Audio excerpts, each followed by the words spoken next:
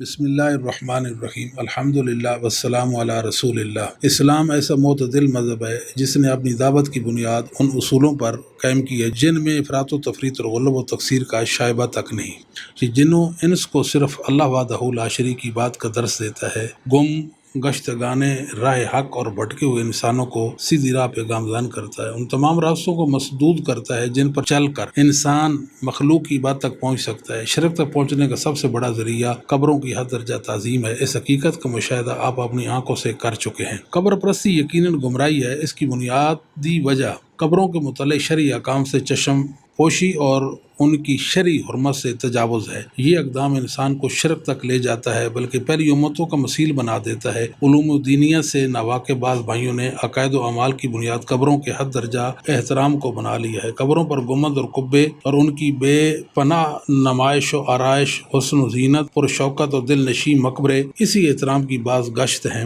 قبروں پر قبے اور گنبد بنانا اتنی مہلک بدعت ہے جس کا آخری نتیجہ کفر اور ترک ایمان پر پہنچتا ہے، بلکہ ان کی تاریخ شیعیت سے اٹھتی ہے کہ شیعہ جو ہیں اپنے ائمہ کی قبروں پر گنبد اور قبے بناتے ہیں، جبکہ صحابہ تابعین کے دور میں قبروں پر قبوں کا نام و نشان تک نہیں تھا۔ صحیح حدیث و نبی پاک صلی اللہ علیہ وسلم کے صحابہ سے اس کی مذمت بھی آئی ہے۔ سیدنا جابر بن عبداللہ رضی اللہ تعالی عنہ بیان کرتے ہیں، نہا رسول اللہ صلی اللہ علیہ وسلم ان یجسس القبر وان یقعد علیہ وان یبنى علیہ، رسول اللہ صلی اللہ علیہ وسلم نے قبر پختہ کرنے، اس پر بیٹھنے اور تعمیر کرنے سے منع فرمایا۔ صحیح مسلم 970۔ سیدنا ابو موسیٰ اشعری رضی اللہ تعالیٰ نے وفات کے وقت کچھ وصیتیں فرمائیں۔ ایک وصیت یہ تھی، لا تجعلوا علی قبری بنا، میری قبر پر عمارت نہ بنانا۔ حاضرین نے ان سے پوچھا، او سمعت فیہ شیئا؟ قال نعم من رسول اللہ صلی اللہ علیہ وسلم، کیا آپ نے اس بارے میں کوئی بات سنی؟ فرمایا جی ہاں، رسول اللہ صلی اللہ علیہ وسلم سے۔ مسلم احمد جلد 4 صفحہ 397، سند حسن ہے۔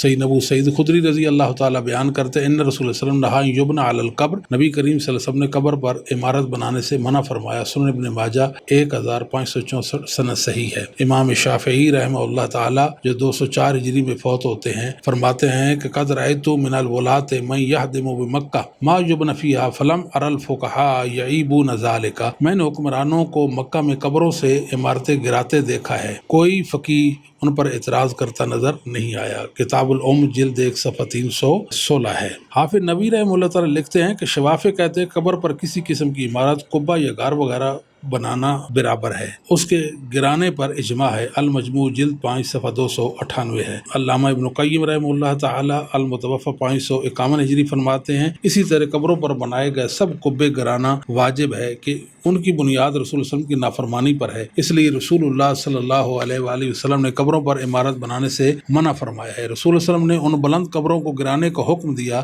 چنانچہ قبوں، عمارتوں اور ان مساجد کو گرانا زیادہ ضروری ہے، کیونکہ آپ صلی اللہ علیہ وسلم نے قبروں پر مسجدیں بنانے والوں پر لعنت فرمائی ہے اور قبروں پر عمارت بنانے سے منع فرمایا ہے۔ لہذا جس کام کو کرنے سے آپ صلی اللہ علیہ وسلم نے منع فرمایا، اس کے فاعل پر لعنت کی ہے، اسے جلد گرانا اور اس کام پر تعاون کرنا ضروری ہے۔ اغاثۃ اللافان جلد 1 صفحہ 327 ہے۔ علامہ عینی المتوفی 855 ہجری فرماتے ہیں، جیسے ہم نے ذکر کیا کہ قبر پر عمارت بنانا بھی ممنوع ہے، بنا عمارت کا لفظ عام ہے، ہر قسم کی عمارت کو شامل ہے، لہذا ہر قسم کی عمارت میں کراہت عام ہے۔ شرح ابی داؤد جلد 6 صفحہ 182۔ علامہ قرطبی رحمہ اللہ المتوفی 671 ہجری فرماتے ہیں، قبروں پر مساجد کی تعمیر، ان میں نماز کا اہتمام، ان پر عمارتیں بنانا اور دیگر جن امور کی ممانعت حدیث میں وارد ہوئی ہے سب ممنوع اور ناجائز ہیں۔ تفسیر قرطبی جلد 10 صفحہ 379 ہے۔ حیان بن حسین ابو حیاج الاسدی رحمہ اللہ سے علی رضی اللہ تعالیٰ نے فرمایا، الا ابعثک علی ما بعثنی علیہ رسول اللہ صلی اللہ علیہ وسلم، اللہ تدع تمثالا الا طمستہ ولا قبرا مشرفا الا سویتہ، میں آپ کو اس کام کے لیے نہ بھیجوں جس کے لیے مجھے رسول اللہ صلی اللہ علیہ وسلم نے بھیجا تھا، کوئی مورتی دیکھو تو اسے مٹا دو، کوئی بلند قبر دیکھو تو اسے برابر کر دو۔ صحیح مسلم 969 ہے۔ علامہ ابن حزم رحمہ اللہ المتوفی 456 ہجری فرماتے ہیں، قبر پر کوئی عمارت بنانا، اسے پختہ کرنا اس کی کھودی ہوئی مٹی سے زائد مٹی ڈالنا جائز نہیں، ان سب چیزوں کو گرا دیا جائے گا۔ المحلہ جلد 5 صفحہ 33 ہے۔ سیدنا ثمامہ رضی اللہ تعالی فرماتے ہیں ہم سیدنا فضالہ بن عبید رضی اللہ تعالیٰ کے ساتھ روم کی سرزمین میں تھے، ہمارا ایک ساتھی فوت ہو گیا تھا، ہمیں سیدنا فضالہ بن عبید رضی اللہ تعالیٰ نے اس کی قبر برابر کرنے کا حکم دیا اور کہا میں نے رسول اللہ صلی اللہ علیہ وسلم کو قبریں برابر کرنے کا حکم دیتے سنا ہے۔ صحیح مسلم 968۔ ابو مجلس رحمہ اللہ بیان کرتے ہیں سیدنا معاویہ رضی اللہ تعالیٰ نے فرمایا ان تسویۃ القبور من السنہ وقد رفعت الیہود والنصارى فلا تشبہوا بہما، قبریں برابر کرنا سنت ہے۔ برابر کرنے سے مراد یعنی ایک بالشت جو قبر کی اونچائی ہے اس پہ لانا سنت ہے۔ یہود و نصارہ نے قبروں کو بلند کیا ہے، آپ ان کی مشابہت نہ کریں۔ المعجم الکبیر طبرانی جلد 19 صفحہ 352 ہے۔ اقتضاء الصراط المستقیم ابن تیمیہ جلد 1 صفحہ 297،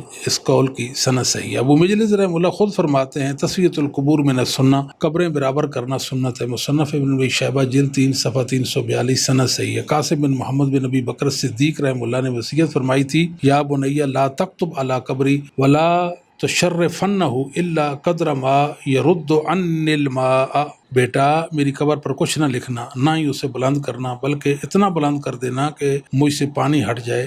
مصنف ابن ابی شیبہ جلد 3 صفحہ 335 ہے، سند حسن۔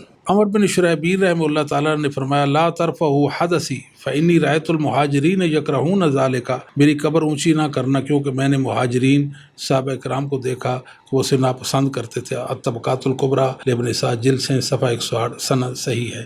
سیدنا جابر بن عبداللہ رضی اللہ تعالی عنہما فرماتے ہیں رفع قبرہ من الارض نحو من شبر، نبی کریم صلی اللہ علیہ وسلم کی قبر مبارک زمین سے تقریباً ایک بالش اونچی تھی۔ سنن کبریٰ بہقی جلد 3 صفحہ 407، صحیح ابن حبان 6635 سند صحیح ہے۔ سفیان تمار رحمہ اللہ فرماتے ہیں میں اس حجرے میں داخل ہوئی جس میں نبی پاک صلی اللہ علیہ وسلم کی قبر مبارک تھی، میں نے نبی پاک صلی اللہ علیہ وسلم، سیدنا ابو بکر، سیدنا عمر رضی اللہ تعالیٰ عنہما کی قبروں کو کوہان نما دیکھا۔ مصنف ابن ابی شیبہ جلد 3 صفحہ 333، صحیح بخاری 1390، مختصراً سند صحیح ہے۔ قاسم بن محمد رحمہ اللہ بیان کرتے ہیں کہ میں سید عائشہ کے پاس آیا اور کہا امی جی میرے لیے رسول اللہ صلی اللہ علیہ وسلم اور آپ کے دونوں ساتھیوں سیدنا ابو بکر اور عمر کی قبریں کھول دیجئے، یعنی اپنا حجرہ کھول دیجئے۔ انہوں نے میرے لیے تینوں قبریں کھول دی، نہ وہ اونچی تھی نہ بالکل زمین کے ساتھ بچھی ہوئی تھی، ان پر میدان کی سرخ کنکریاں رکھی گئی تھی۔ سنن نبی داؤد 3220 سند حسن ہے۔ قبروں کو پختہ کرنا اور حد سے شرعی حد سے ان کو بلند کرنا، ان پر قبے کھڑے کرنا، ان پر عمارتیں بنانا، یہ سب ناجائز و حرام، واللہ اعلم بالصواب۔